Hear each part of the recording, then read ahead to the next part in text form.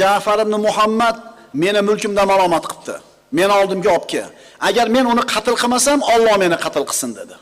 Mana Ja'far al-Mansur xalifa Ja'far as-Sodiqni qatl qilishini qasd qildi. Men Ja'far as-Sodiqni topib, xalifaning yoniga chaqirib keldim. Mushkulani sezgandek tahorat oldi, xuddi o'limga tayyorlangandek kiyindi va yetalab kelar ekanman, nimalarni deb pichiradi, so'zini tushunmadim. Kelib Amir al-Mu'minining huzuriga kirishga izn so'radim.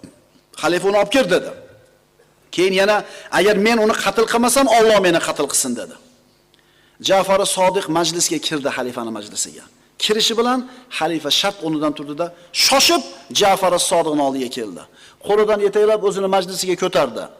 O'tkizib, muloyimlik bilan yuziga tikilib turib, "Xush kelibsiz, xiyonatdan pok, toza inson, meni akam, meni amakimning o'g'li" deb